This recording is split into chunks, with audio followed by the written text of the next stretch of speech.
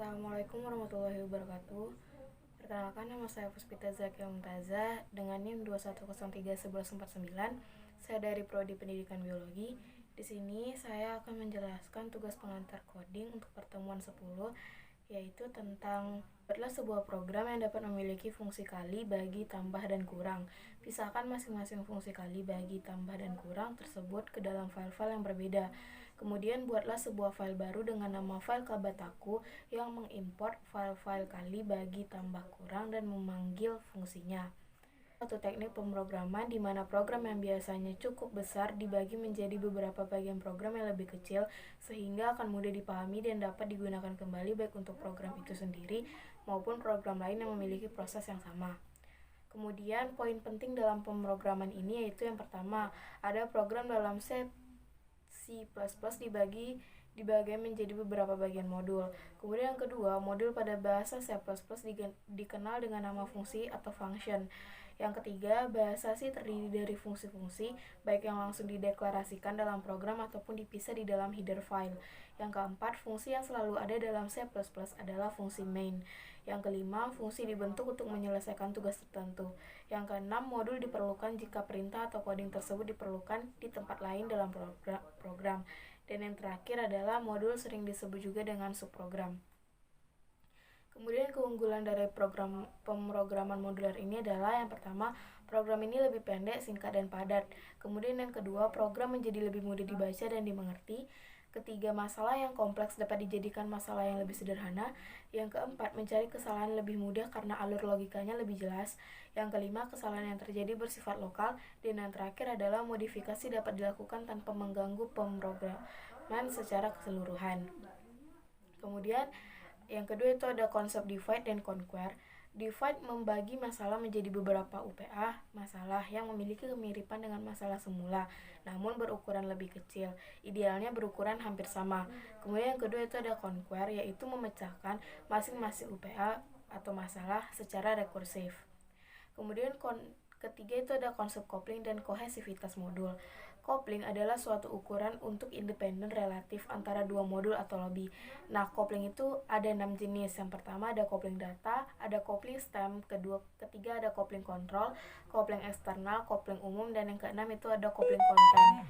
Kemudian yang kedua itu ada kohesivitas. Kohesi atau kekuatan atau pengikatan mengukur derajat yang masing-masing modul sistem informasinya mempunyai satu fungsi tunggal yang berkaitan dengan masalah. Dengan kata lain, hal ini menunjukkan kekuatan fungsi relatif modul dalam suatu sistem. Jenis-jenis kohesi itu ada 7.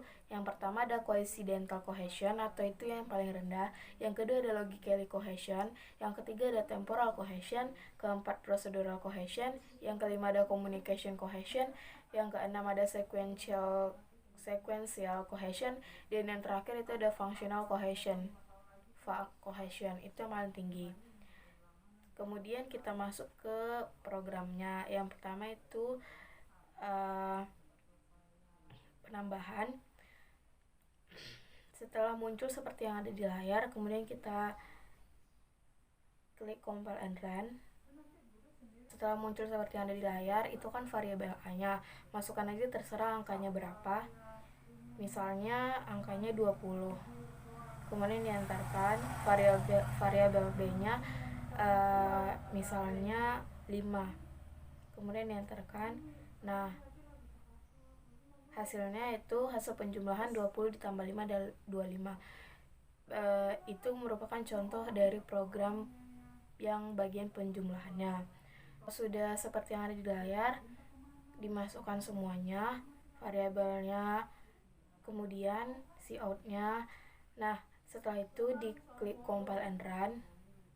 Kemudian masukkan variabel A-nya sama seperti yang sebelumnya, terserah mau masukkan angka berapa.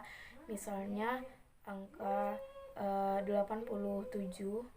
Kemudian diantarkan masukkan angka variabel B-nya, misalnya angka 13. Nanti akan muncul yaitu hasil pengurangan dari 87 dikurang 13 adalah 74.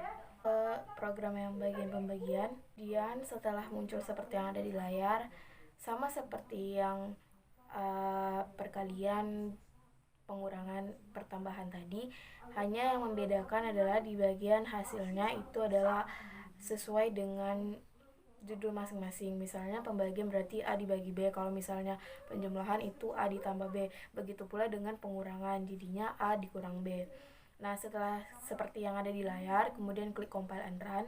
Masukkan variabel A-nya, terserah mau masukkan angka berapa, misalnya 25. Kemudian variabel B-nya 5. Nanti akan muncul yaitu hasil pembagian 25/5 adalah 5. Nah, kemudian yang terakhir yaitu semua filenya dijadikan satu.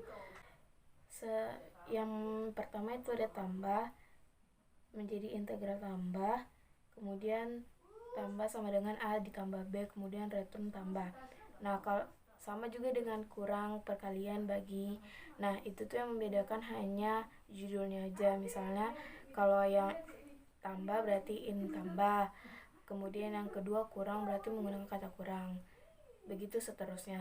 Kemudian setelah seperti yang ada di layar, klik compile and run. Nah, misalnya masukkan angka 40, kemudian nilai B-nya itu 2.